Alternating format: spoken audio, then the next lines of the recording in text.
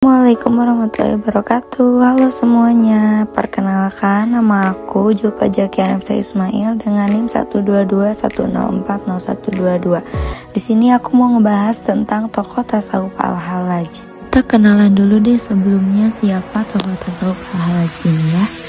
Al-Hallaj memiliki nama lengkap Abu Al-Mughis Al-Husain Ibnu Mansur bin Muhammad Al-Baidawi, merupakan cucu dari Muhammad yang mana sebelum kakeknya ini masuk Islam, kakeknya adalah pemeluk agama Majusi penyembah api.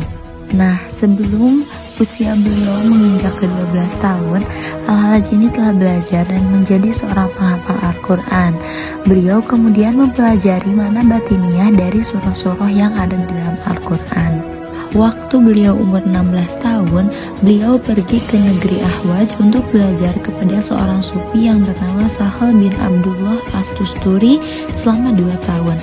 Setelah belajar dengan sufi Sahal bin Abdullah As-Tusturi, beliau berangkat ke Basra untuk belajar dengan sufi Amr al-Makki. Setelah beliau belajar di sufi Amr al-Makki, terakhir beliau berangkat ke kota Baghdad dan berguru dengan Al-Junaid, yang mana pada saat itu Al-Junaid merupakan ulama sufi terbesar. Setelah belajar ke Imam Al-Junaid, beliau memutuskan untuk mencari jalan sendiri untuk bersatu dengan Tuhannya dengan memulai perjalanan haji selama 3 kali. Dalam ibadah hajinya, Al-Hallaj ini berusaha menemukan cara tersendiri untuk menyatukan dirinya dengan Tuhan. Al-Hallaj juga sering berdiskusi dengan ulama-ulama sufi di Masjidil Haram, tapi selalu berakhir dengan perbedaan pendapat. Pasti selalu berakhir dengan perbedaan pendapat karena kebanyakan ulama sufi yang ditemui oleh Al-Hallaj ini berpendapat bahwa pengalaman batiniah seorang hamba dengan Robnya ini cukup hanya diketahui oleh dirinya pribadi, tidak untuk disebarluaskan.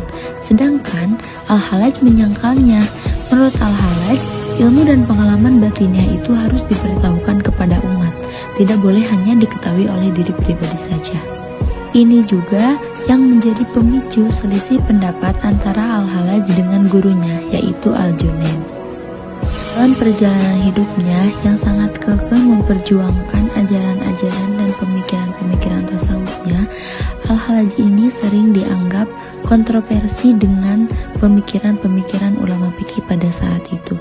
Salah satu ulama fikih pada saat itu yang sangat kontroversi dengan Al-Hallaj adalah Ibnu Daud Al-Isfahani, yang mana dengan selisih kontroversi ini Al-Hallaj ini sering masuk keluar dari penjara. Sampai akhirnya dia masuk penjara selama 1 tahun, kemudian dia meloloskan diri atas bantuan seorang sipir penjara. Setelah meloloskan diri dari penjara, kemudian Al-Hallaj pergi ke Baghdad untuk mencari pengamanan atas dirinya.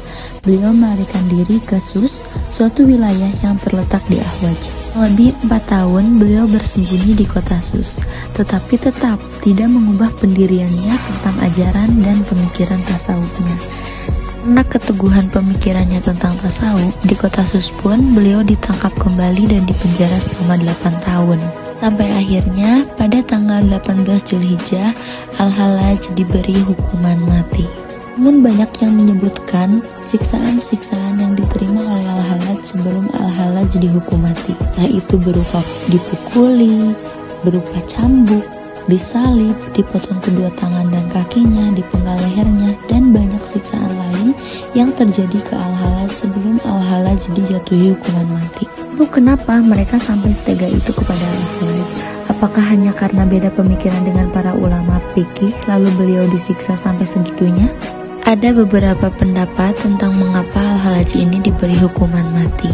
Menurut Harun Nasution, beliau berkata bahwa Al-Hallaj ini dibunuh bukan karena perbedaan pendapat dengan ulama fikih, melainkan karena dituduh memiliki hubungan dengan gerakan Qoromitah. Nah, gerakan Qoromitah adalah satu sekte Syiah yang dibentuk oleh Hamdan Ibnu Qormat di akhir abad ke-9 Masehi. Sekte ini tuh mempunyai paham komunis yang mengadakan teror yang menyerang Mekah di tahun 930 Masehi. Jika tuduhan itu benar, maka secara politis dan ideologis Al-Hallaj ini memang salah dan patut dijatuhi hukuman mati. Namun, jika tuduhan itu salah, betapa besarnya dosa bagi orang-orang yang sudah membunuh Al-Hallaj. Lantas, siapakah yang benar di antara mereka? Apakah Al-Hallaj ataukah mereka yang membunuhnya?